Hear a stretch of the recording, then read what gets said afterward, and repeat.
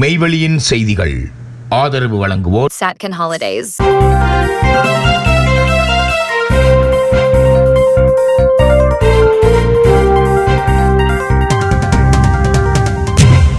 வணக்கம். மெய்வெளியின் செய்திகள் வாசித்தளிப்பவர் சிவசம்பு பரிமேலழகர். முதலில் இலங்கை செய்திகள்.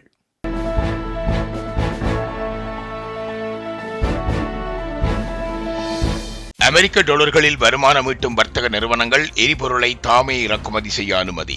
அமெரிக்க டாலர்களில் வருமானம் ஈட்டும் வர்த்தக நிறுவனங்கள் தமக்கு தேவையான எரிபொருளை தாமே இறக்குமதி செய்து அதனை சுற்றுலா மற்றும் ஏற்றுமதி துறைகளுக்கு விற்பனை செய்வதற்கு தற்காலிக அனுமதி பத்திரங்கள் வழங்கப்பட்டுள்ளதாக ஜனாதிபதி அனுரகுமார திசநாயக்கா தெரிவித்துள்ளார்.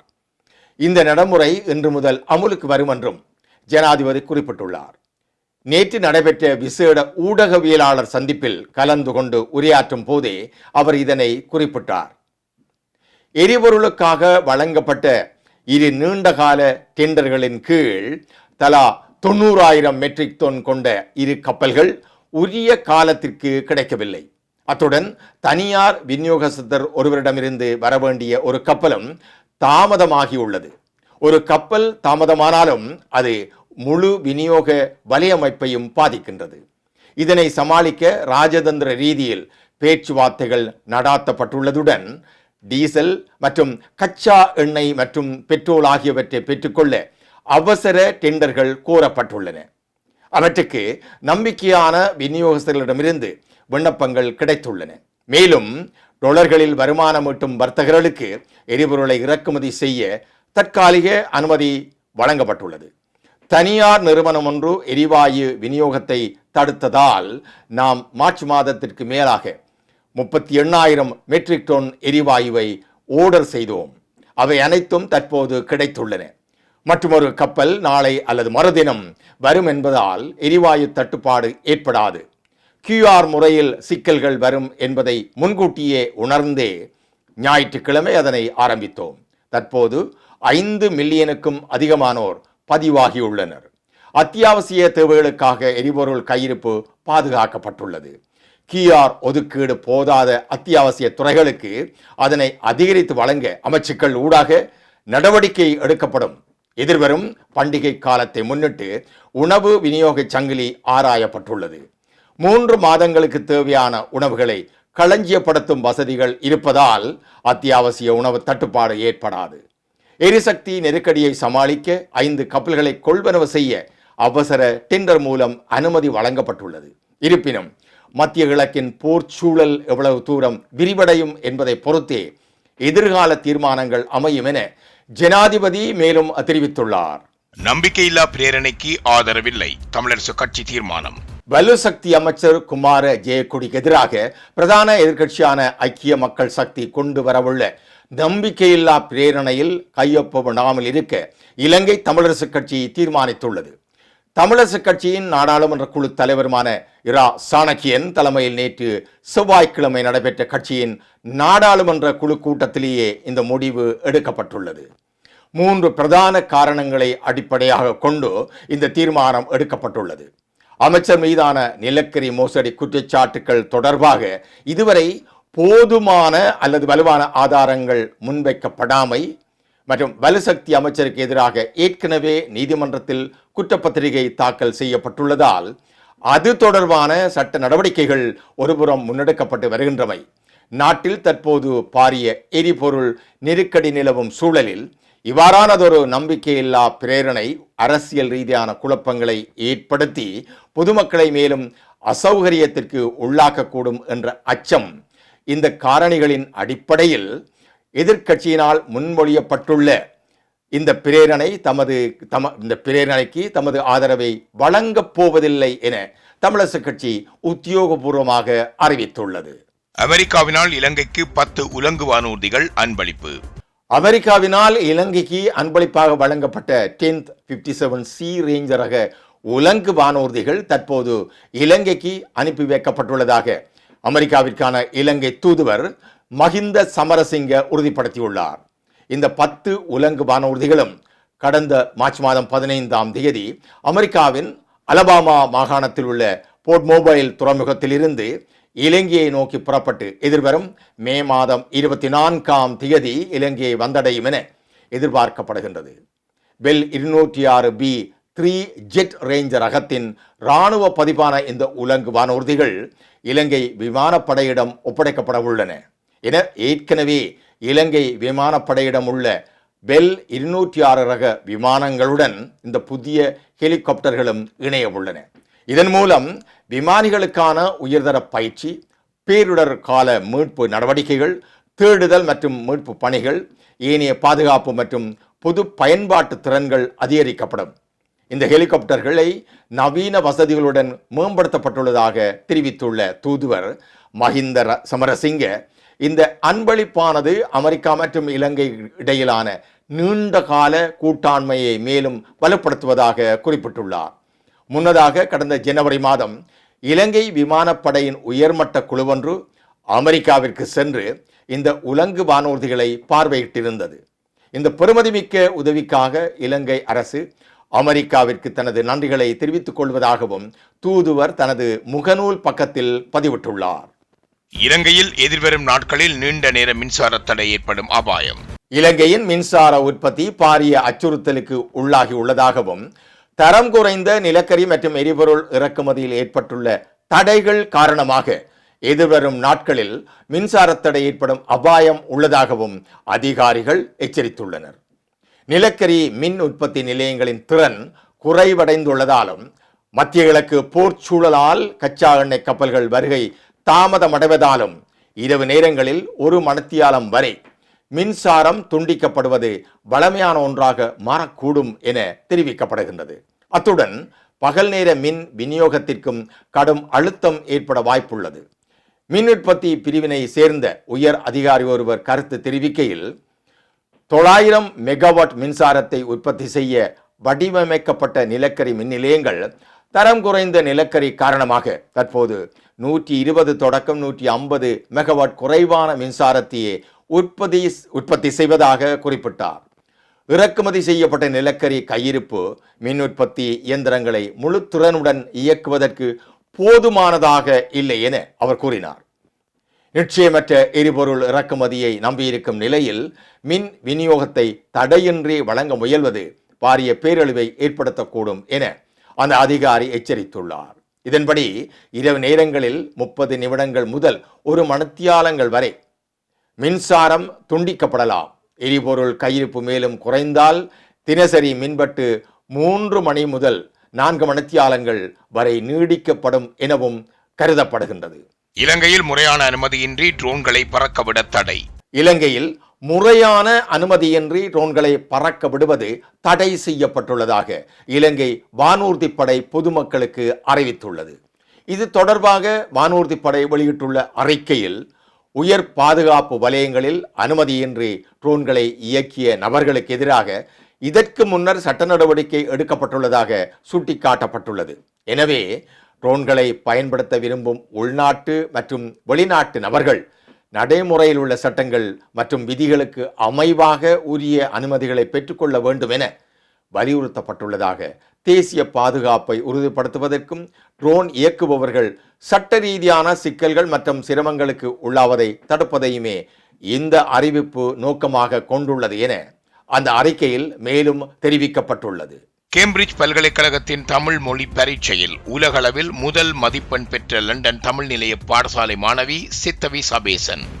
லண்டன் தமிழ் நிலைய பாடசாலை மாணவியாகிய செல்வி சித்தவி சபேசன் கடந்த வருடம் 2025 நடைபெற்ற கேம்பிரிட்ஜ் பல்கலைக்கழகத்தின் உலகளாவிய ரீதியில் நடைபெறும் GCSE தமிழ் மொழி சாதாரண பரீட்சையில் தோற்றி அதி உயர் புள்ளிகளை பெற்றுள்ளார்.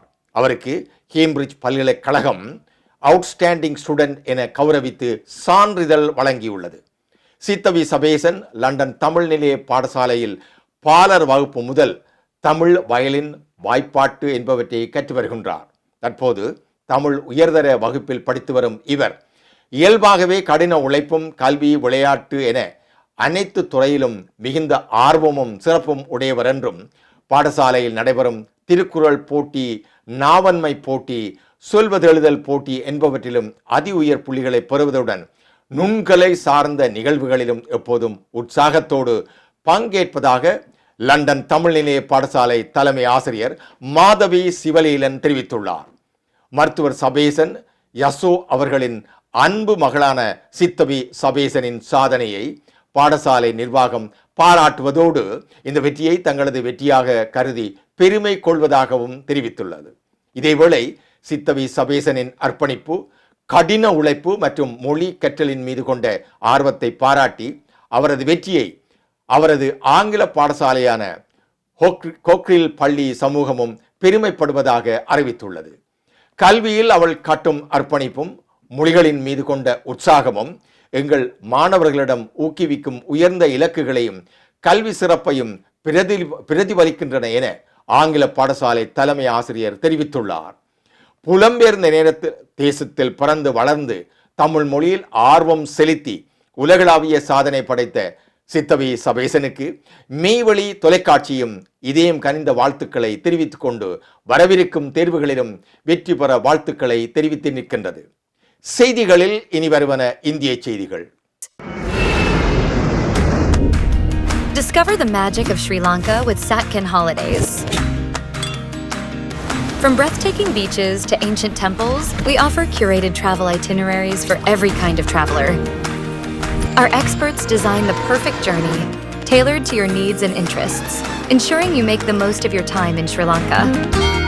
Experience Sri Lanka's vibrant culture, pristine nature, and world-class hospitality with Satkin Holidays. Book your unforgettable adventure today with Satkin Holidays.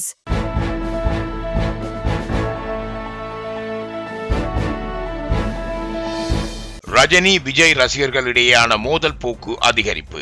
தமிழக வெற்றி கழகத்தின் நிர்வாகி ஆதவ் அர்ஜுனா சூப்பர் ஸ்டார் ரஜினிகாந்த் குறித்து பேசிய கருத்துக்கள் ரஜினி ரசிகர்கள் மத்தியில் பெரும் கொந்தளிப்பை ஏற்படுத்தியுள்ளது. இது குறித்து நெல்லையில் செய்தியாளர்களிடம் பேசிய ரஜினி ரசிகர் மன்ற நெல்லை மாவட்ட துணை செயலாளர், எங்களை தொட்டவர்களை நாங்கள் இதுவரை விட்டதே இல்லை என்று ஆவேசமாக தெரிவித்துள்ளார். மேலும் தாவேகா எங்கெல்லாம் போட்டியிடுகின்றதோ அங்கெல்லாம் ரஜினி ரசிகர்கள் சுயேட்சையாக களமிறங்கி அவர்களுக்கு போட்டியாக வேலை செய்வார்கள் என்றும் அவர் அதிரடியாக அறிவித்துள்ளார்.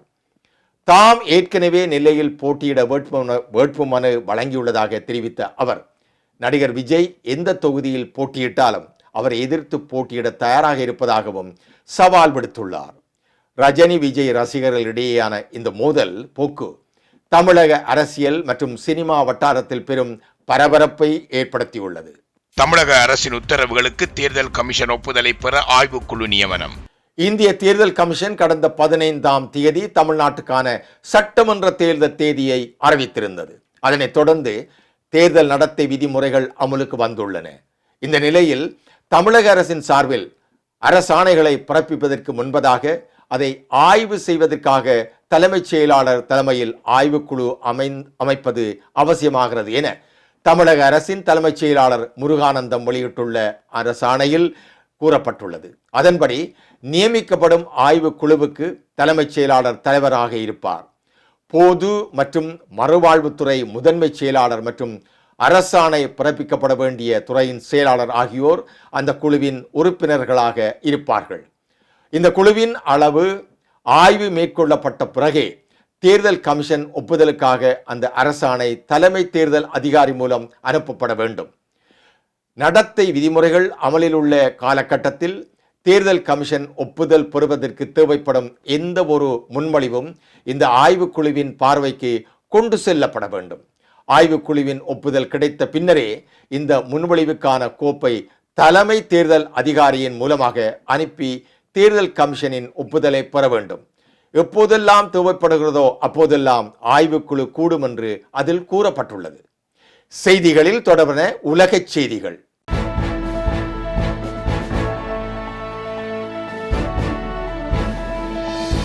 மத்திய கிழக்கிற்கான விமான சேவைகளை நிறுத்தி வைப்பதை நீடித்தது பல ஐரோப்பிய விமான நிறுவனங்கள். இஸ்ரேல், ஐக்கிய அரபு அமீரகம் மற்றும் பஹ்ரைன் போன்ற இடங்கள் உட்பட மத்திய கிழக்கிற்கான விமான சேவைகளை நிறுத்தி வைப்பதை பல ஐரோப்பிய விமான நிறுவனங்கள் நீடித்துள்ளன. பிரிட்டிஷ் ஏர்வேஸ் ஒரு அறிக்கையில் நிச்சயமற்ற தன்மை மற்றும் வான்வழி நிலையற்ற தன்மை காரணமாக மத்திய கிழக்கிற்கான விமான சேவைகளை குறைப்பதை நீடித்துள்ளதாக தெரிவித்துள்ளது. அதன்படி ஜோர்டானின் அம்மான், பாரைன் ஐக்கிய அரபு அமீரகத்தின் துபாய் மற்றும் இஸ்ரேலின் டெல் அவீவ் ஆகிய இடங்களுக்கான விமானங்கள் மே 31 வரை ரத்து செய்யப்படும். கத்தாரின் தோஹாவில் உள்ள விமானங்கள் ஏப்ரல் 30 வரை இடைநிறுத்தப்பட்டுள்ளன. அதன் பின்னர் அவை வரையறுக்கப்பட்ட அட்டவணையில் இயக்கப்படும் என்று பிரிட்டிஷ் ஏர்வேஸ் தெரிவித்துள்ளது. ஐக்கிய அரபு அமீரகத்தில் உள்ள அபுதாபிக்கான அதன் விமான வழித்தடம் திட்டமிட்டபடி அக்டோபர் 25 அன்று மீண்டும் தொடங்கும். சவுதி அரேபியாவின் ரியாத் மற்றும் ஜெட்டா நகரங்களுக்கான விமானங்கள் தொடர்ந்து இயக்கப்படுகின்றன. இதற்கிடையில் பிரெஞ்சு விமான நிறுவனமான ஏர் பிரான்ஸ் மத்திய கிழக்கில் செல்லும் இடத்தின் பாதுகாப்பு சூழல் மற்றும் சில வான்வெளிகள் மூடப்பட்டிருப்பதால் விமான சேவைகளை நிறுத்தி வைப்பதை நீடிக்க வேண்டிய கட்டாயத்தில் இருப்பதாக கூறியுள்ளது. துபாய் மற்றும் ரியாத்துக்கு செல்லும் மற்றும் அங்கிருந்து வரும் விமான சேவைகள் மார்ச் 20 வரை இடைநிறுத்தப்படும். டெல் அவீவ் மற்றும் பெய்ரூட்டுக்கான விமான சேவைகள் மார்ச் 21 வரை ரத்து செய்யப்பட்டுள்ளதாக ஏர் பிரான்ஸ் நிறுவனம் தெரிவித்துள்ளது. இதற்கிடையில் ஜெர்மன் விமான நிறுவனமான லுப்தான்சா டெல் அவீவிற்கான விமான சேவைகளை இப்போதிருந்து ஏப்ரல் 9 வரை இடைநிறுத்தியுள்ளதாக தெரிவித்துள்ளது. மேலும் ரியாத்திற்கான விமான சேவைகளை ஏப்ரல் 5 வரை அது இடைநிறுத்தியுள்ளது. அமெரிக்க தேசிய பயங்கரவாத எதிர்ப்பு மையத்தின் பணிப்பாளர் ஜோசப் கென்ட் ராஜினாமா. அமெரிக்க தேசிய பயங்கரவாத எதிர்ப்பு மையத்தின் பணிப்பாளர் ஜோசப் கென்ட் தனது பதவியை ராஜினாமா செய்துள்ளார். ஜனாதிபதி டொனால்ட் ட்ரம்பிற்கு அனுப்பியுள்ள தனது ராஜினாமா கடிதத்தின் மூலம் தற்போதைய ஈரான் போரின் பின்னணியில் உள்ள சதித்தன்மை குறித்த மேலதிக உண்மைகளை அவர் வெளிப்படுத்தியுள்ளதாக வெளிநாட்டு ஊடகங்கள் செய்தி வெளியிட்டுள்ளன. டொனால்ட் ட்ரம்பின் முதலாவது பதவிக்காலத்தின் போது முடிவில்லாத போர்களில் அமெரிக்காவை சிக்க வைக்காமல் இராணுவ பலத்தை எவ்வாறு தீர்க்கமாக பயன்படுத்துவது என்பது குறித்து அவருக்கு சிறந்த புரிதல் இருந்ததாக கென்ட் சுட்டிக்காட்டியுள்ளார். எவ்வாறாயினும் ட்ரம்பின் 2வது பதவி காலத்தின் ஆரம்பத்திலேயே உயர் இஸ்ரேலிய அதிகாரிகள் மற்றும் அமெரிக்க ஊடகங்களில் உள்ள செல்வாக்குமிக்க குழுக்கள் இணைந்து மிகவும் நுணுக்கமான முறையில் தவறான தகவல்களை பரப்பும் பிரச்சாரத்தை முன்னெடுத்ததாக அவர் குற்றம் சாட்டியுள்ளார். இதன் மூலம் ட்ரம்பின் அமெரிக்காவிற்கே முதலிடம் என்ற கொள்கையை முழுமையாக முடக்கி ஈரானுடன் ஒரு போரை உருவாக்குவதற்கு தேவையான சூழலை அவர்கள் ஏற்படுத்தியதாக அவர் கூறுகின்றார். ஈரானிடமிருந்து அமெரிக்காவிற்கு உடனடி அச்சுறுத்தல் இருப்பதாகவும் இப்போது தாக்குதல் நடத்தினால் மிகவும் விரைவாக வெற்றியை பெறலாம் என்றும் ட்ரம்ப் ஏமாற்றப்பட்டுள்ளதாக அந்த கடிதத்தில் தெரிவிக்கப்பட்டுள்ளது. இதே கடந்த காலத்தில் அமெரிக்காவை ஈராக் போரில் சிக்க வைப்பதற்காக இஸ்ரேல் பயன்படுத்திய தந்திரம் என்றும் ஜோ கென்ட் தெரிவித்துள்ளார். தனது கடிதத்தில் கடுமையாக விமர்சித்துள்ள அவர் 45 வயதான கென்ட் அமெரிக்க விசேட படையணி மற்றும் CIA ஆகியவற்றின் அனுபவமிக்க அதிகாரியாவார். இராணுவ வீராங்கனையான இவரது மனைவி ஷனன் கென்ட் 2019ஆம் ஆண்டு சீரியாவில் இடம்பெற்ற தற்கொலை குண்டு தாக்குதலில் உயிரிழந்தமை குறிப்பிடத்தக்கது. இத்துடன் மெய்வழியின் செய்திகள் நிறைவு பெற்றன.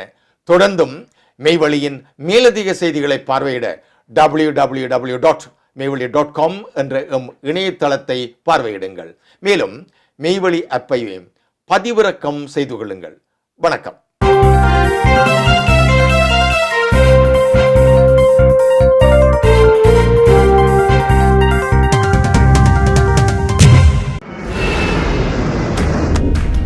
Discover the magic of Sri Lanka with Satkin Holidays. From breathtaking beaches to ancient temples, we offer curated travel itineraries for every kind of traveler. Our experts design the perfect journey, tailored to your needs and interests, ensuring you make the most of your time in Sri Lanka. Experience Sri Lanka's vibrant culture, pristine nature, and world-class hospitality with Satkin Holidays. Book your unforgettable adventure today with Satkin Holidays.